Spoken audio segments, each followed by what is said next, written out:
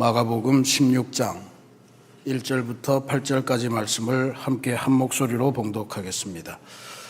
안식일이 지나매 막달라 마리아와 야고보의 어머니 마리아와 또 살로메가 가서 예수께 바르기 위하여 향품을 사다 두었다가 안식 후 첫날 매우 일찍이 해도 들 때에 그 무덤으로 가며 서로 말하되 누가 우리를 위하여 무덤 문에서 돌을 굴려주리요 하더니 눈을 들어본 즉 벌써 돌이 굴려져 있는데 그 돌이 심히 크더라.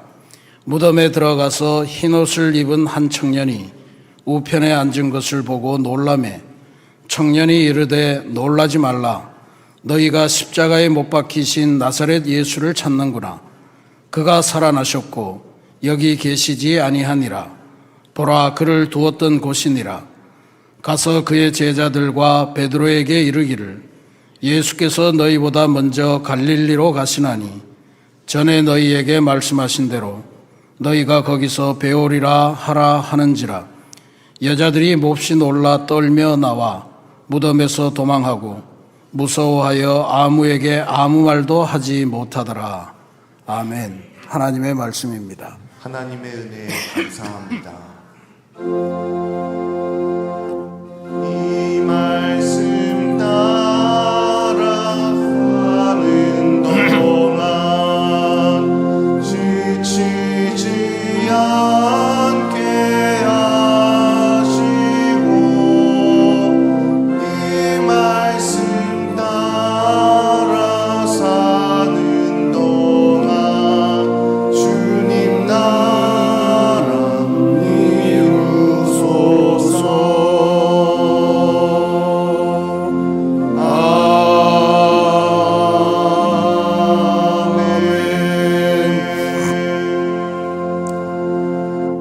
네, 오늘 맥체인 성경 읽기는 레위기 8장, 시편 9편, 잠언 23장, 데살로니가 전서 2장 말씀입니다. 거룩한 구별, 성별에 대한 말씀입니다. 부활주일에 아주 딱 적합한 그런 말씀으로 보입니다. 하나님의 은혜의 말씀과 함께하는 귀한 부활주일이 되기를 바랍니다. 자, 할렐루야. 부활 인사 한번 하겠습니다. 주님께서 부활하셨습니다. 1년에 한 번 하니까 다 계속 잊어먹어요. 주님께서 부활하셨습니다. 그는 진짜로 살아나셨습니다. 이겁니다. 주님께서 부활하셨습니다. 그는 진짜로 살아나셨습니다. 네. 안식일이 지난 날, 오늘로 말하면 주일 새벽 이 무렵이죠. 해돋을 무렵에 세 여인이 예수님의 무덤을 향해서 길을 나섭니다. 손에는 향품을 들고 마음에는 슬픔을 안고 주님의 부활을 기대하며 간 것이 아니고 시신에 향유를 바르면서 마지막 사랑을 다하자라고 하는 마음으로 무덤으로 향했습니다. 사실 이 행동도 대단한 행동입니다. 대부분의 남자 제자들은 다 뿔뿔이 흩어졌는데 여인들이 주님을 위해 할 수 있는 마지막 사랑, 그것을 표하기 위해서 주님의 무덤을 지키려고 하는 겁니다. 가는 길에 그녀들이 나누는 대화가 참으로 현실적입니다. 누가 우리를 위하여 돌을 굴려주리요. 무슨 신학적인 고민이 있는 것도 아니고 지극히 실용적인 걱정입니다. 주님의 시신을 찾아야 될 텐데 그것을 하지 못할까 두려워하는 마음, 걱정되는 마음입니다. 사실 주님께서 펼치신 어마어마한 기적들, 그걸 수없이 체험했고 그게 그렇게 오래된 세월이 아닌데도 이 여인들은 까마득한 예전 일처럼 전혀 기억하지 못하고 그 큰 돌을 누가 굴려줄 건가 하는 것에 고민이 되고 있습니다. 우리가 부처님의 부활을 대할 때도 이런 고민들이 많습니다. 대단한 신앙의 확신이 있어서라기보다는 그저 주님과의 사랑을 확인하고 싶은 그런 마음, 그런 것들이 우리가 주님을 찾아오는 마음일 때도 많습니다. 오늘 그런 면에서 이 부활 첫 새벽에 나타난 이 여인들의 마음, 이것은 오늘 모든 주님의 부활에 대한 확신 없이 그저 주님과의 사랑, 그것에 매여 있는 우리 성도들에게 건네는 복음의 대화다 하는 것을 알 수 있습니다. 첫 번째로 우리가 기억할 것은 돌은 이미 굴려져 있었다라고 하는 사실입니다. 여인들이 눈을 들었을 때 돌은 이미 굴려져 있었습니다. 벌써라고 하는 것을 마가도 꼭 기록하고 있습니다. 주님 앞으로 나오면서 우리 마음속에 심한 무게감으로 짓누르고 있던 걱정거리, 그거는 주님 앞에 나오는 순간에 혹은 나오는 과정에 이미 해결되어 있었다라고 하는 사실입니다. 그녀들이 걱정하는 동안에도, 그녀들이 향품을 사는 동안에도, 그녀들이 어스름한 새벽길을 걷는 동안에도 하나님은 이미 일하시고 계셨음을 알려주는 그런 말씀입니다. 마틴 셀리그만이라고 하는 심리학자가 말한 개념인데 우리에게 잘 알려진 개념입니다. 이른바 학습된 무기력. 무기력도 학습이 된다는 거죠. 그래서 어떤 사태를 보면 이미 그 전에 경험이 있어서 이건 결론이 이렇구나 이렇게 돼서 특별히 무기력 같은 경우에 불가능 이런 것들은 우리 안에 쉽게 학습된다 그런 개념입니다. 반복된 실패와 좌절 앞에서 인간은 어차피 안 돼 라고 하는 무기력을 학습하게 되는 것입니다. 제자들이 그랬죠. 예수님이 돌아가시자 문을 걸어 잠그고 숨었습니다. 그런데 여인들은 달랐습니다. 해결책이 보이지 않아도 걸었습니다.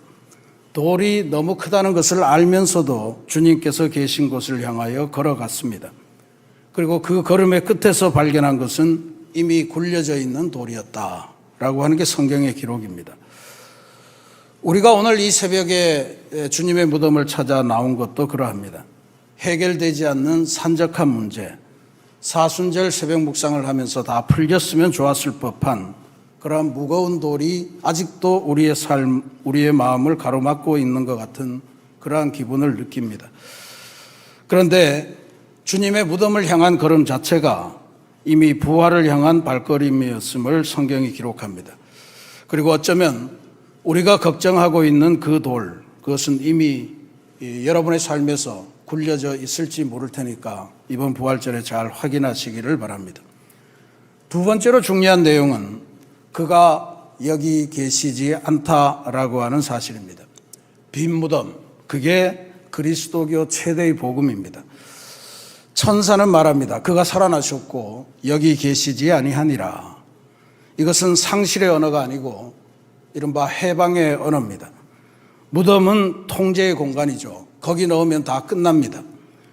더군다나 로마 제국은 그렇게 생각했습니다. 십자가에 처형하고 그 다음에 시신을 무덤에 집어넣고 무덤을 봉인하고 돌을 막고 경비병을 세우면 이 나사렛 사람의 이야기는 영원히 사라질 거다. 그렇게 확신했습니다. 그러나 주님께서는 무덤에 갇혀 계실 분이 아니었죠. 빈 무덤, 죽음으로부터 해방하신 증거를 우리들에게 남겼습니다. 오늘 우리 강단 미화팀이 여기 앞에 이렇게 빈 무덤을 아름답게, 아름답다는 표현은 그렇습니다만 정성을 다해서 이렇게 만들어 놨습니다. 빈 무덤을 확인하는 것 대단히 중요합니다. 누군가 말하기를 그리스도인의 신앙은 예수님의 말구유를 확인하는 것부터 시작해서 주님의 빈 무덤을 확인하는 것으로 끝난다. 그렇게 말했는데 바로 오늘이 그 주님의 빈 무덤을 우리가 직접 확인할 수 있는 그런 좋은 날입니다. 오늘 이 세계, 오늘 인류도 수많은 무덤을 만들며 살아가고 있습니다.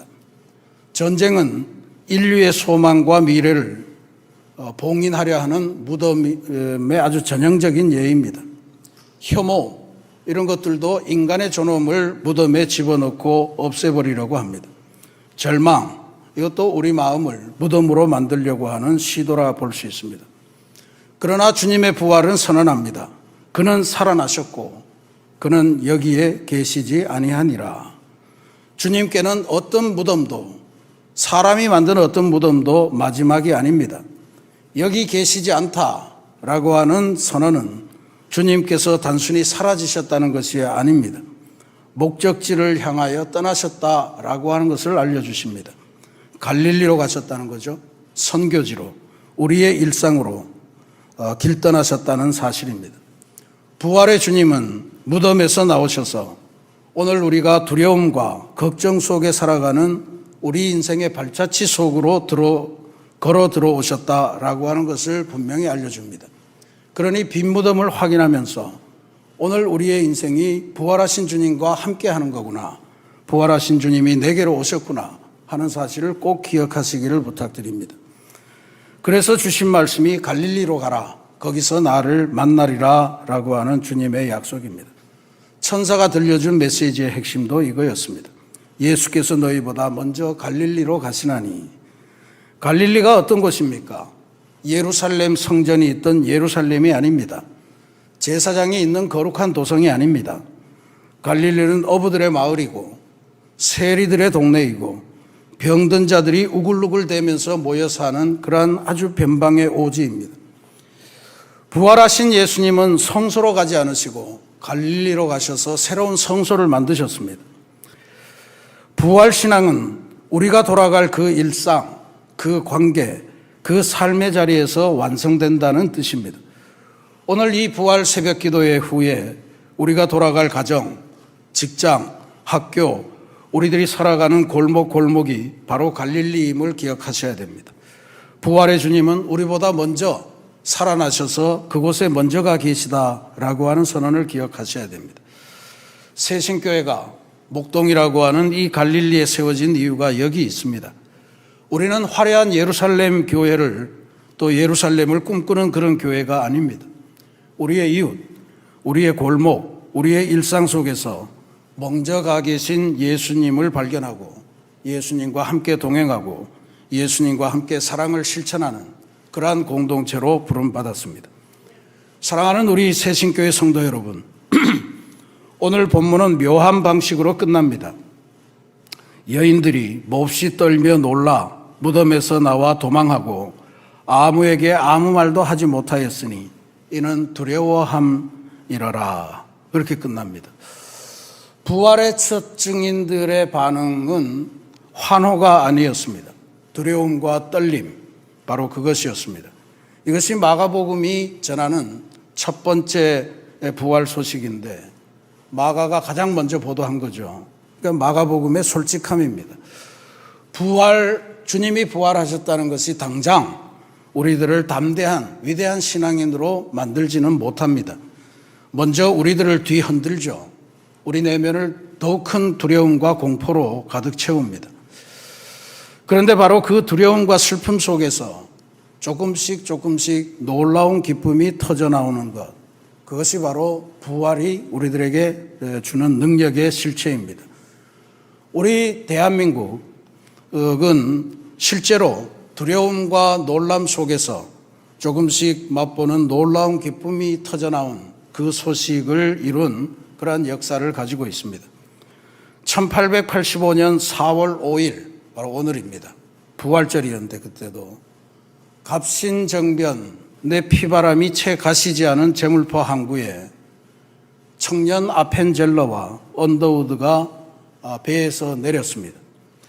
아무도 환영하는 이도 없었고 누구도 그들의 도착한 것을 미리 알지도 못했습니다.